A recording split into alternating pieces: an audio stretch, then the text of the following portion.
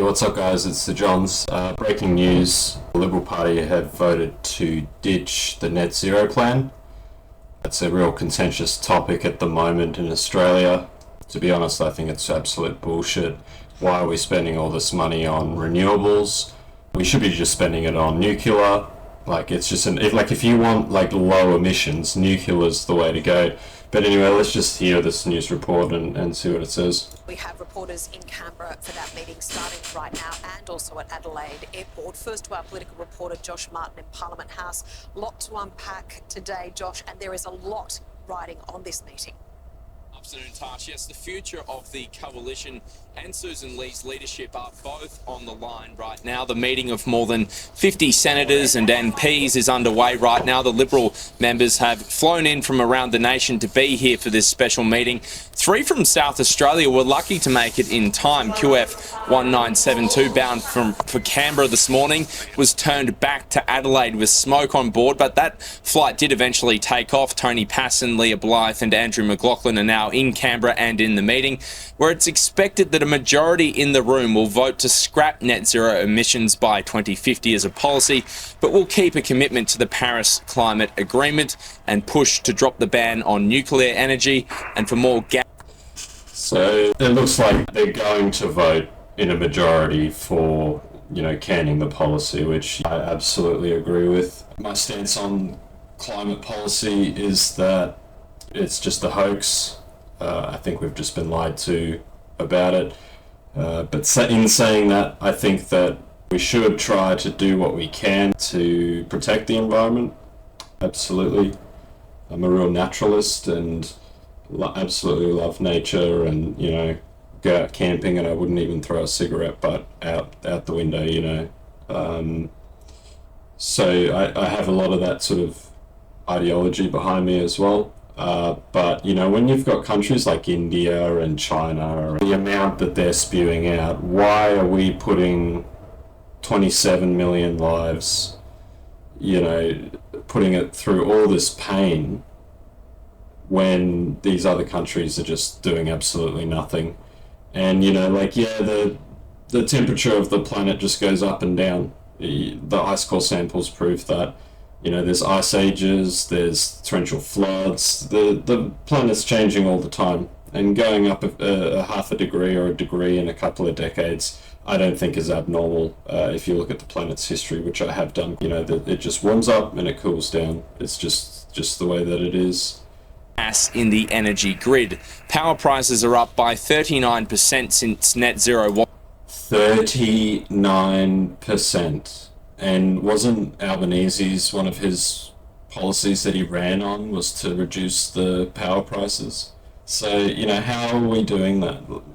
Power should be free to every Australian citizen in this country. We have all of the resources that's out there, and really we should be investing more into nuclear because it's a much longer term thing. And really, the emissions that you see that come out the top are just steam. The bad emissions are, every decade or something, you've got a drum of bad material that you then just shoot out into space and see you later. Actually tow it outside the environment. 39% increase in power prices is just outrageous, and really we need to be going and voting in someone else, because Albanese is just a clown. Was adopted in 2022. The Ukraine war, though, did cause a price spike, but bills have kept going up. There has been quite the reaction this morning as Liberal politicians arrive. Take a listen. We need to drop net zero by 2050. Renewables only, a focus on targets is killing Australians. It is literally survival in the suburbs right now. If you come to my community, people who've never slept rough before are on the high street of Penrith. We think... Yeah, so it's just killing Australians. And, we've already got the industry for coal and gas and other things. I agree that we should move away from that, and nuclear is just the answer. In the media, it's not a good sign. There's been, Chernobyl, which is a fascinating thing to talk about. This was all human error. There's always a mistake that's made, and it's 2025 now. In Australia, we should have the opportunity to do this. Let's go back to a model where we do it in an Australian way. We reduce emissions our way, in a way that suits the Australian economy and Australian people. We'll get a settlement today and then go on and put the focus on Labor. They're pretty rubbish, Labor, pretty rubbish government. Labor's got a really clear position here. We need to move towards more renewables. That is the future of energy in our country. And the reason we are doing that is because we want you to have clean and cheap and abundant energy. That's nuclear. Like, again, we've just got a person that can't form decisions on their own. They're just reporting on what they've been told, and you need to just think about it for a few seconds.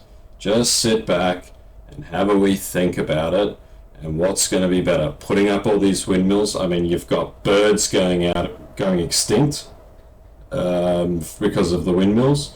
The solar panels only last, is it 20 years? I don't know, maybe the Chinese ones are 50, I don't know how long they are. Need to be replaced, and that's a lot of precious metals that has to be mined, and all of this other sort of thing. You've got the whole electric vehicle nonsense as well. I do love Elon, but the way that they get any rechargeable battery, your phone, your tablet, your laptop, electric vehicle, it's all being mined. Pretty much 90% of it's being mined from the Congo, from a mine that should have no artisanal miners. Yet you go there and there's people with babies on their backs swinging pickaxes, and the fumes of like the lithium and the other material that they're mining, it's just absolutely horrendous. So that's what you really need to be thinking about. And I know that nuclear is really expensive, billions of dollars to set up. When we introduce the mining as well for the uranium, and then we can export the uranium, it just makes us a richer country. Once it's set up, that's it, it's done. Like, the fuel cost is very little, it's just the initial cost of setting up the plant. The cost of today's meeting to taxpayers is also being questioned. The bill will be more than $100,000 to fly politicians in business class, put them up in hotels and to bring their staff to Parliament House in Canberra. Some are asking why the meeting couldn't take place during a sitting week, but after the Nationals announced they were ditching net zero 10 days ago, Susan Lee needed to resolve this issue and quickly to keep her job. Tash? Very interesting to see what happens today. Josh, thanks so much. Yeah, so anyway, I think that's pretty much all the thoughts. Give a like and a comment, see what you think. I know that there's a lot of greenies out there in Australia, so I'd love to see you in the comments, and I'd love to have a conversation with you and see maybe if I can change your mind. Otherwise, I'll see you in the next one.